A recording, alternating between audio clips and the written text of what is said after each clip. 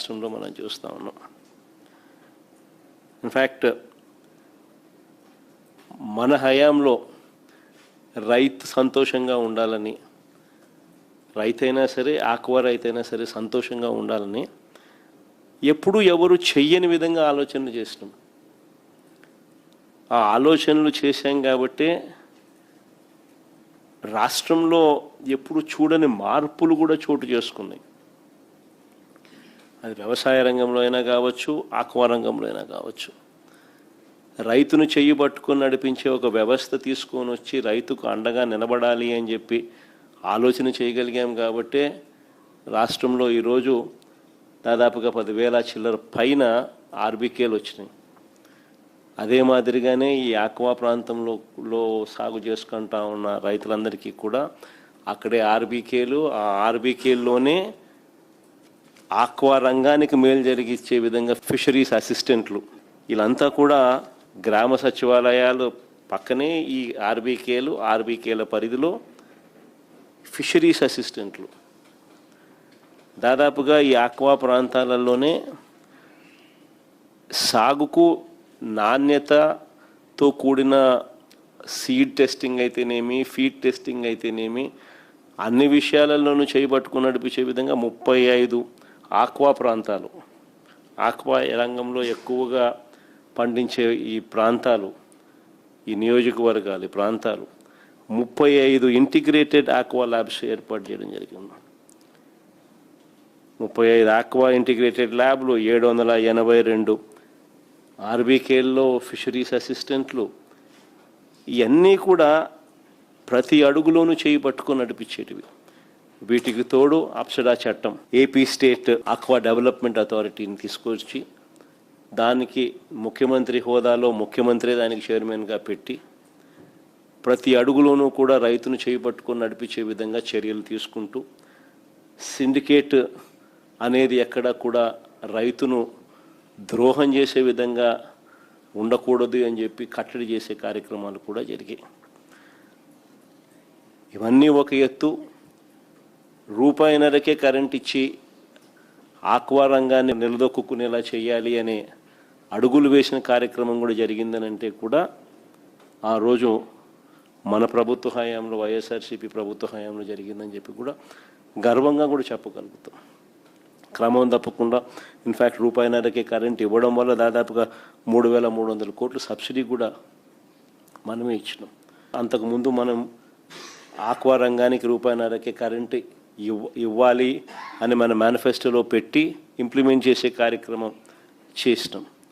మనం చెప్పినాక చంద్రబాబు నాయుడు ఎన్నికలకు 6 నెలల ముందు ప్రజలను మళ్ళా మభ్యపెట్టేందుకు, మోసం చేసేందుకు అప్పటిదాకా ₹3.85తో ఇచ్చిన కరెంటును ₹2 అని చెప్పి మనం చెప్పిన తర్వాత తీసుకొచ్చే కార్యక్రమం చేసి ఓ జీవో ఇచ్చాడు. కనీసం అక్కడ చిత్తశుద్ధి లేదు.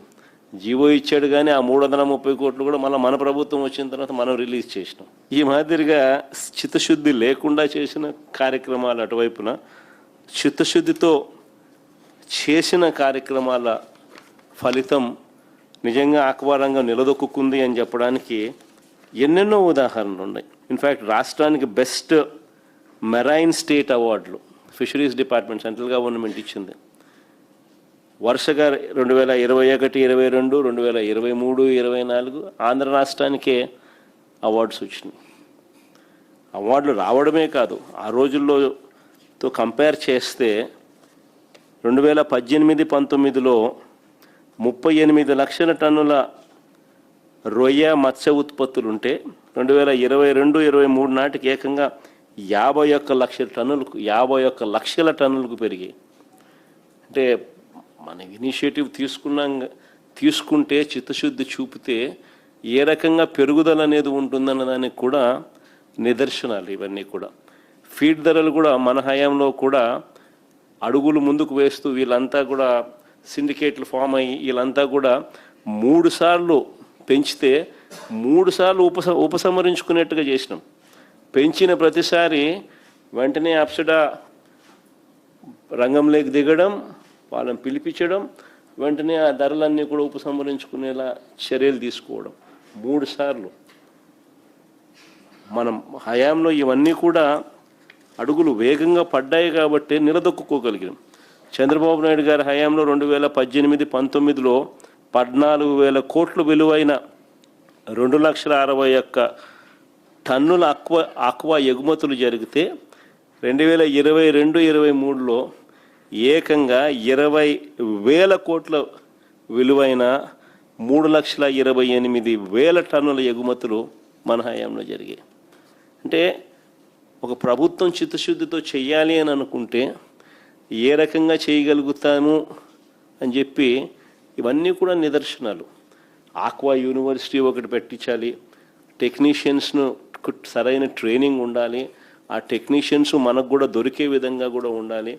ఆక్వా రంగంలో ఉన్న ఏరియేటర్ రిపేర్లు అయితేనేమి, ఆక్వా రంగంలో ఉన్న మిగతా సామాన్ల ఆపరేషన్స్ విషయంలో అయితేనేమి, వాటి మెయింటెనెన్స్ విషయంలో అన్నీ కూడా ఏకంగా నరసాపురంలో ఏకంగా మనం ఒక ఆక్వా యూనివర్సిటీని కూడా ప్లాన్ చేసి కన్స్ట్రక్షన్ కూడా స్టార్ట్ చేసి ఏకంగా దానికి క్లాసులు కూడా